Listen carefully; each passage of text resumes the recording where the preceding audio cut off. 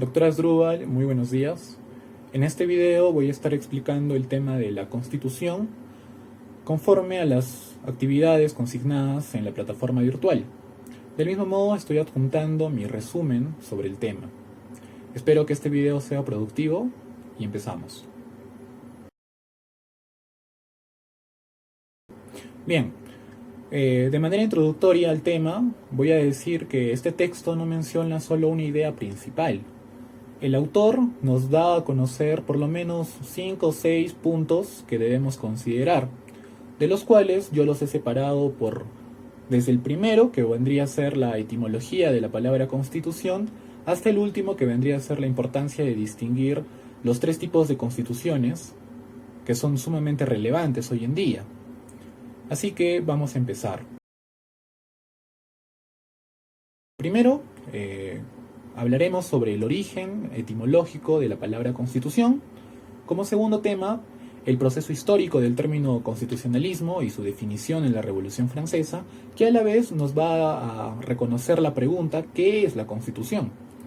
Como tercer tema hablaremos del garantismo. Como cuarto, los 2 significados que posee el término constitución hoy en día. Y como último, estaremos hablando de la importancia de distinguir entre una constitución nominal y una constitución de fachada. Así que empezamos primero con el origen etimológico de la palabra constitución. Para empezar, constitución proviene del latín constitutio. Esta palabra a su vez proviene del verbo constituyere, que significa instruir, fundar, establecer. El texto menciona un claro análisis de la naturaleza jurídica de la Constitución. De igual manera, hace una crítica sumamente relevante al positivismo jurídico, no al de Kelsen. Estamos hablando antes de la teoría pura del derecho, no estamos hablando del ciclo anterior. Hace esta crítica al positivismo jurídico porque considera que éste ha destruido su razón de ser y ha deformado su naturaleza. También señala que la cuna del constitucionalismo, que es Inglaterra, es la que peor los defiende y lo define. Necesariamente debemos distinguir la función del verbo y el sustantivo de la palabra constitución. Es una palabra que se ha empleado de manera dentro del parámetro verbal y también como sustantivo. Cuando nos referimos al verbo, o sea, a la acción, constituir, yo constituyo, tú constituyes, estamos hablando de que las personas utilizaban esta palabra estaba dentro de su lenguaje común. Porque, como ya hemos mencionado en el principio, esta se refería a las palabras como instruir, fundar, establecer, dominar. El segundo término, sobre la constitución como nombre, como lo conocemos hoy en día, no estaba ni siquiera en su lenguaje. Y este va a ser un término que se va a ir desarrollando progresivamente en la historia del constitucionalismo en sí, ¿no? Y vamos a empezar obviamente por Inglaterra, y luego recién por Francia, por toda Europa, España y por último en América Latina. Diremos así pues que podríamos hablar de un sustantivo de constitución como nombre después de los escritos de Locke, porque antes no hay registros de que las personas se refieren a la constitución como nombre propio en sí, sino más bien como un verbo o como cualquier otra palabra. Ahora, en cuanto al proceso histórico del término y su definición en la Revolución Francesa, el término principal a los cuales se referían los ingleses era la Magna Charta, o en español la Carta Magna. Pero ¿por qué se referían de esta manera? Bien, aquí hay que hacer un breve análisis, y esto algunas veces lo puedes encontrar en el libro de historia de Lumbreras, en los cuales voy a dar un poco más de introducción sobre por qué le decíamos Carta Magna, ¿no? a la Constitución vigente. En un recuento histórico diremos que en la Edad Media los reyes emitían documentos concediendo derechos y privilegios por razones militares o políticas interiores. A la histórica Carta Magna, este es un término recién en el siglo XIII, estamos hablando de 1215 por lo menos. Se llama así porque significó una victoria de los nobles y señores feudales frente al rey Juan sin tierra, que terminó concediéndoles ciertos derechos, limitando su propio poder. Entonces, estamos hablando de que ese tipo de cartas, o carta magna, o incluso no era la única, había también la carta Puebla, que era la que el rey concedía para que las personas se quedaran a vivir. Entonces, en esta carta Puebla se les otorgaba ciertos beneficios a los habitantes, ¿no?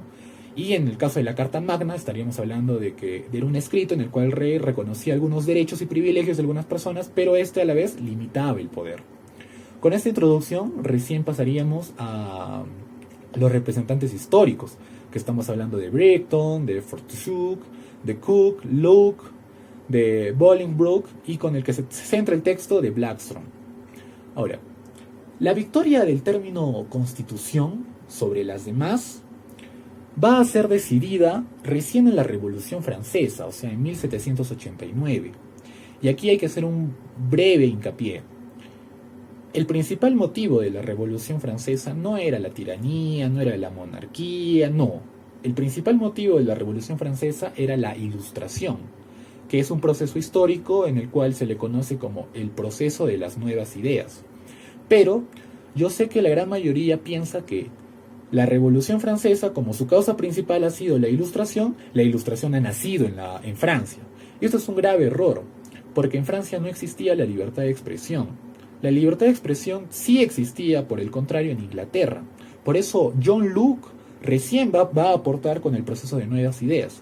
Es por eso que Rousseau, Voltaire y Montesquieu van a adquirir estas ideas que se originan en Inglaterra, porque en Inglaterra sí había libertad de expresión, y se van a aplicar en Francia con la Revolución Francesa. Eso es algo que debemos comprender todos obligatoriamente para poder entender el proceso histórico que ha sufrido el término. ¿Qué es la Constitución?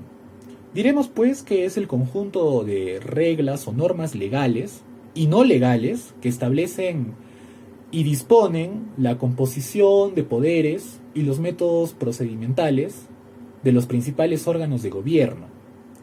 Este es un concepto que a lo largo de la historia ha sido evolucionado y aún hoy en día lo mantenemos vigente. Luego, el texto menciona sobre el garantismo. ¿Por qué el garantismo? Las personas se referían a la Constitución no como lo conocemos hoy en día, como un documento o una carta o un escrito donde se reconozcan los límites del poder. No, ellos lo entendían como un hecho o un vocablo el cual les daba una garantía de que el sistema no iba a limitar sus derechos fundamentales. O sea, era la manera para que ellos entendieran de hasta dónde podía llegar el Estado. Y para referirse con esto no necesitaban otro término más que el garantismo. Por eso se habla de una constitución garantista. Las personas pedían una constitución porque esta palabra les hacía entender a ellos una ley fundamental que estaba protegiéndolos del poder arbitrario y asegurándolos a un gobierno limitado. Algo así como en el derecho penal. El derecho penal basta para que el Estado ejerza el jus puniendi sobre las personas. Pero ¿quién es el que le pone los límites? El proceso penal. Si el derecho penal es el arma, el proceso penal es el escudo. Bastaría el derecho penal para que el Estado agarre y meta a las personas a la cárcel, pero necesita un proceso. Algo más o menos similar ocurría en esos años. Por eso el término adecuado para que se refieran las personas a la Constitución, más que todo, tendría que ser garantía. El texto menciona los dos significados que posee el término Constitución hoy en día. Y es algo curioso, porque hoy en día la palabra Constitución se ha convertido en un término utilizado con dos variantes y dos significados, que son a su vez totalmente diferentes. El primero va a señalar un significado específico y sustancial, el cual corresponde al significado garantista que lo hemos visto anteriormente. El segundo, muy distinto, va a recoger cualquier forma en que se da a sí mismo un Estado. ¿Dónde está la controversia? El problema está cuando pasamos de un lenguaje ordinario a uno técnico, o sea, cuando ya no nos referimos a la Constitución como un verbo, sino como un sustantivo. Ahí está el problema, que ya no es solo una mera palabra, sino es la palabra que va a decidir hasta dónde llega el Estado y me va a asegurar la garantía de proteger mis derechos fundamentales. Y por último, el autor menciona la importancia de distinguir entre una constitución de tres maneras.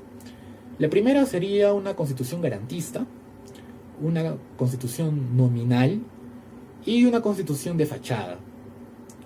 Lowenstein hace una división de estas tres, distinguiendo las tres clases. Diremos que la constitución garantista, o en sentido estricto, va a ser aquella que regula y establece el ejercicio del Estado, pero sobre todo delimita el poder que ésta posee, protegiendo los derechos de la persona frente al Estado y asumiendo su debido cuidado. Cuando nos adentramos al término de constitución nominal, obviamente solo por el nombre, son aquellas constituciones que no apropian y no abarcan lo que significa verdaderamente una constitución. Esto equivale a decir que las constituciones nominales son meramente constituciones organizativas, o sea, solo un conjunto de reglas que organizan, pero que no limitan el ejercicio del poder, lo que sí ocurre con una constitución garantista. En cuanto al último, que son las constituciones de fachada, Lowenstein ni siquiera les dice constitución de fachada, es una inferencia que el autor hace. Lowenstein le dice las pseudo constituciones o falsas constituciones. Estas son las peores de todas, son las que hay que tener más cuidado, porque ni siquiera regulan ni limitan. No pueden tomar la apariencia de una verdadera constitución porque las vuelve falsas. Y es que son observadas sobre todo en sus características de garantías fundamentales. Ni el uno ni el otro.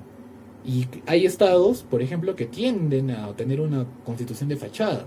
Esto pasó, por ejemplo, con Zimbabue. No posee, el Estado no sabe hasta dónde puede llegar. Si el Estado quiere, puede meter a las personas en la cárcel y no pasa nada. No hay un debido límite que regule la actuación del Estado frente a la sociedad y viceversa. Para concluir, diremos que la palabra constitución ha sido reconceptualizada históricamente como un objetivo claro que es el de una técnica de libertad y garantía. El objetivo ha sido opacado con mucha frecuencia por dos corrientes o dos causas. Primero, él corresponde a una dificultad del modelo original, o sea, a la Constitución inglesa, y el segundo a una suerte de indiferencia de los estudiosos británicos en lo que corresponde a los límites de los derechos fundamentales, o sea, hasta dónde llegamos, ¿no? Y por último, diría que la variedad de denominaciones que podemos observar hoy en día en la Constitución, las cuales radican en una garantista, una nominal y la peor de todas, como ya hemos observado, la de fachada. Eso ha sido todo por el video en el cual estoy explicando el tema. Creo haber sido productivo. Muchas gracias.